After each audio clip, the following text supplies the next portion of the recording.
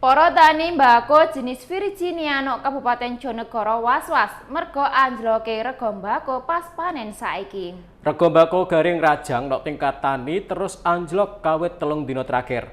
Rega sing biyene kisaran 30.000 repes per kilo saiki karek 20.000 repes per kilone. Kondisi iki kaya sing dirasakno para tani nang nggone Desa Karangdinaya, Kecamatan Sumberjo, Kabupaten Jonegoro. Rega mbako garing jenis Virginia sing terus anjlok kawit 3 dina terakhir nggawe para petani sekitar kono dadi was-was. Wong-wong kuwatir anjloke rega mbako iki tambah ora terkendali sampai nggawe wong-wong rugi. Saiki rega mbako Virginia garing sing godhong tengah regane nggur 20.000 repes per kilo. Utawa tambah anjlok dibanding 3 dina ndeknane sing isek nok kisaran 30.000 repes per kilo. Sauntara gawe godhong ngisor utawa kualitas sing elek karek 22.000 repes per kilo teka rega saurunge sing sampe 17.000 repes per kilone.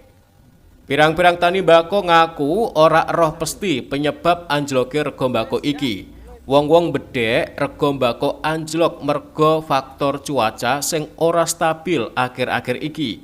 Langit mendung, dadak udan nyebabno proses pengeringan ora maksimal. Kondisi lembab iki duwe pengaruh gede gawe kualitas produksi mbakone tani. Apa maneh proses pengolahan mbako umume isek ngandalno panas. Apa maneh pas proses pengeringan sing kabeh ijek ngandalno panase srengenge.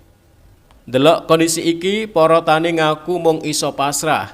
Wong-wong ngarepno cuaca iso balik apik ben rega mbako iso mundhak, karo ora gawe tani ngalami rugi sing luwih akeh. Edo Jody Aldian, JTV.